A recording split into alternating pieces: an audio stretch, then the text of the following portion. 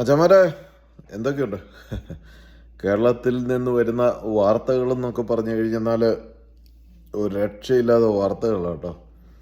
ഈ ഞാനും ഒക്കെ ഉണ്ടല്ലോ, ഈ നാട്ടിൽ പോകുമ്പോഴത്തേക്ക് നമുക്കൊരു നൊസ്റ്റാളജി ആയിരുന്നു. നാട്ടിൽ പോയി കഴിയുമ്പോഴത്തേക്ക് ഈ KSRTCയെ കയറി ഒരു യാത്ര ചെയ്യുക.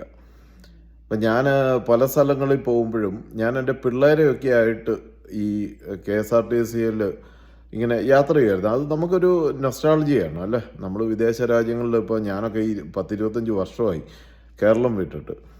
പക്ഷേ എന്നാൽ പോലും നമുക്ക് നാട്ടിൽ ചെല്ലുമ്പം KSRTC എന്ന് പറഞ്ഞു കഴിഞ്ഞാൽ നമ്മുടെ ഒരു അഭിമാനമാണ്. അപ്പോൾ നമ്മളിത് പോകുമായിരുന്നു. അല്ലെന്നുണ്ടെങ്കിൽ KSRTC എന്ന് വേണ്ട, ഒരു ബസ്സേ കയറി നമ്മുടെ മക്കളെയൊക്കെ നമ്മളെങ്ങനെയാണ് ബസ്സേ കയറി കോളേജുകളിലും സ്കൂളുകളിലും ഒക്കെ പൊയ്ക്കൊണ്ടിരുന്നത് എന്നുള്ളത് അറിയിക്കുക. അവരെ യഥാർത്ഥമായിട്ടുള്ള കേരളത്തിലെ മനുഷ്യരുടെ ജീവിതം എങ്ങനെയാണ് എന്നൊക്കെ ഒന്ന് അറിയിക്കാനായിട്ടുള്ളൊരു മാർഗമായിരുന്നു നമ്മളത്. ഞാനെപ്പോഴും ചെയ്യുമായിരുന്നു കേട്ടോ. ഞാൻ എൻ്റെ 2 മക്കളെയായിട്ട് ഞാൻ നാട്ടിൽ ചെല്ലുമ്പോൾ ഇങ്ങനെ ബസ്സിൽ കയറി ഈ കഴിഞ്ഞ ഇടയ്ക്കൊക്കെ പോയായിരുന്നു.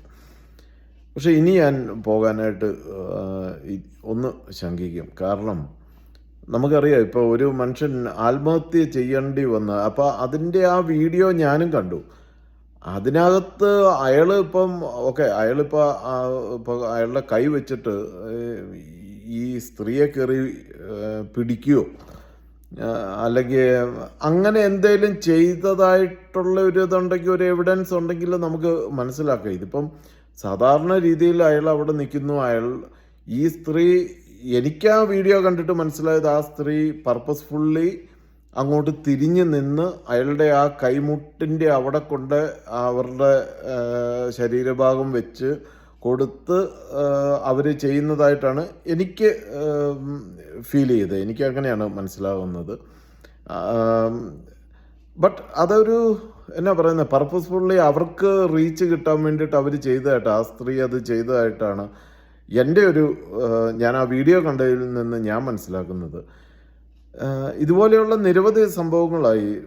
സത്യം പറഞ്ഞു കഴിഞ്ഞാൽ നാട്ടിൽ ഇനി വന്നു കഴിഞ്ഞാൽ ഈ ബസ്സേ കയറി ഇതുപോലെ ഒക്കെ പോകുക എന്ന് പറഞ്ഞു കഴിഞ്ഞാൽ നമ്മൾ ഭയക്കേണ്ട ഒരു അവസ്ഥയിലേക്ക് എത്തിയിരിക്കുകയാണ് അല്ലേ? സത്യമല്ലേ അത്? അതുകൊണ്ട് എൻ്റെ പ്രവാസികളായിട്ടുള്ള എൻ്റെ കൂട്ടുകാരോട് എനിക്ക് പറയാനുള്ളത്, നാട്ടിൽ ചെന്ന് കഴിഞ്ഞാൽ ഈ പറഞ്ഞ പോലെ ബസ്സിലും പബ്ലിക് ട്രാൻസ്പോർട്ടിൽ മാക്സിമം അവോയ്ഡ് ചെയ്യുക. ഇതുപോലെയുള്ള കേസുകെട്ടുകൾ എക്സ്പെഷ്യലി ബസ്സിലാണെന്ന് തോന്നുന്നു ഇതെല്ലാം. ഈ ട്രെയിനിൽ അത്രയും നമ്മൾ കണ്ടിട്ടില്ല, ബസ്സിലാണ്. ഇതൊരു എന്നാ പറയുന്നത്, ഈ റീച്ച് കൂട്ടാൻ വേണ്ടിയിട്ട് എക്സ്പെഷ്യലി സ്ത്രീകളായിട്ടുള്ള കുറച്ച് പേര് ഇതിനു വേണ്ടിയിട്ട് ഇറങ്ങി തിരിച്ചിരിക്കുന്ന പോലെയാണ് നമുക്ക് കാണാൻ സാധിക്കുന്നത്. ഏതൊക്കെയാലും വളരെ ശോചനീയമായിട്ടുള്ള ഒരു അവസ്ഥയിലൂടെയാണ് നമ്മുടെ നാടിപ്പോൾ കടന്നു പോയിക്കൊണ്ടിരിക്കുന്നത്. എന്നാ പറയുക.